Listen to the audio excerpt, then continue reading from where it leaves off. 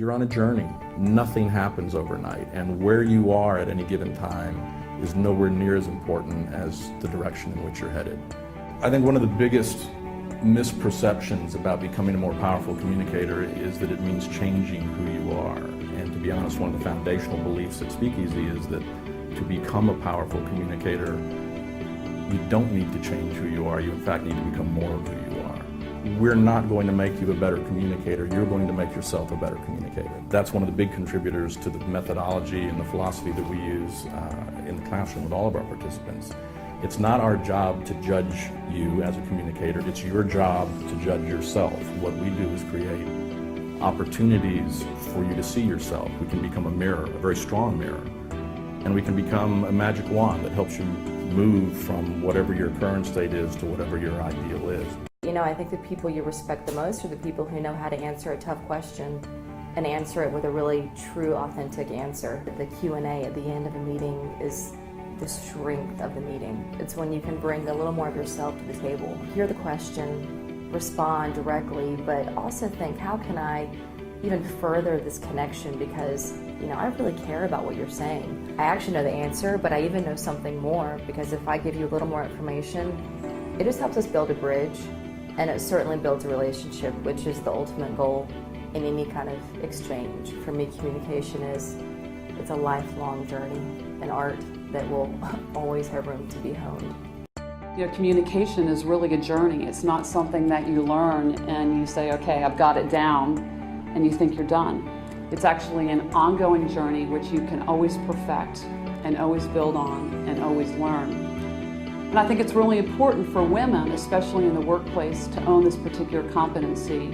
Whether you are starting out in your career and just trying to figure out your way, or you're now the CEO of a company and you are influencing business results as well as inspiring people who work underneath you and motivating them to be better at who they are and what they do.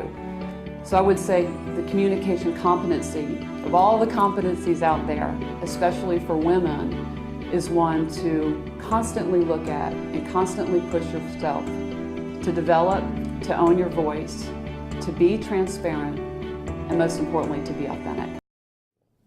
Here at Speakeasy, we actually think there are three main reasons that we're all walking around with the death by PowerPoint actually exists. The first is the script. People are using the PowerPoint as a script for the presenter, and there is absolutely nothing wrong with speaker's notes. But you ought to hold those in your hand, or you ought to work with that on a podium. Don't project them on the wall. Those visuals are there for your listeners. The second thing is what we call the shield.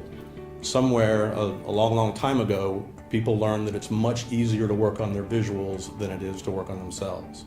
And it takes a good bit of self-connection to stand up in front of a room full of people without a visual to hide behind and to tell people what you think, to give them your point of view. The third reason that most of us are suffering death by PowerPoint is that we're creating one deck and we're asking it to serve in two different communication channels. We're asking the same deck to serve us in a live communication setting, and we're asking it to go out and live on its own in email land somewhere. And you simply cannot do that. Visuals that support a live, spoken communication have to be fewer in number, and they have to be individually less dense, or they're going to blow you out of the room. If you're going to ask me to read and listen at the same time, ultimately I'm probably going to choose to do neither one. Because your communication really tells a lot about who you are as a person. Now, I don't think people realize it. You think about how you look, you think about your job title, you think about a lot of things. But what you don't always think about is what people are thinking about you as soon as you open your mouth. It's not always what you're saying. And I'll tell you, a lot of times, if the way you're saying it is not connecting with someone, it really doesn't matter what you're saying. We make these judgments all the time.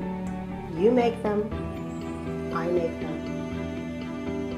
And right or wrong, good or bad, we have to acknowledge that this is how we operate.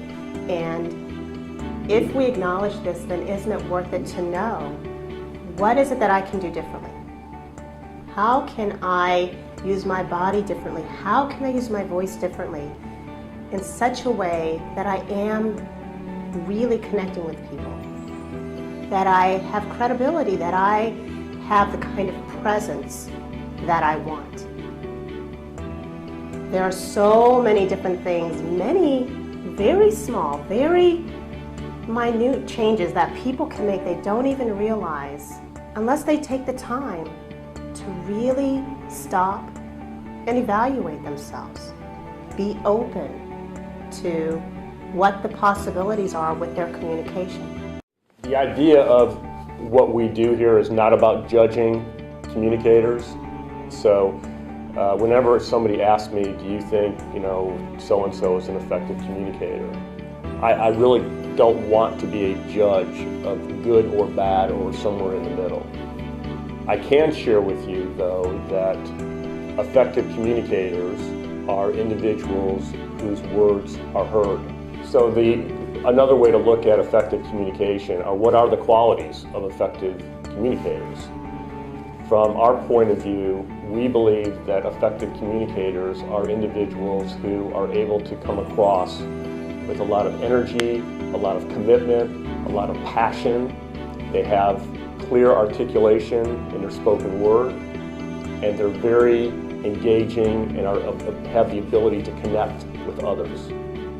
So any communicator that has harnessed those competencies or that capability and can execute, we would view as an effective communicator.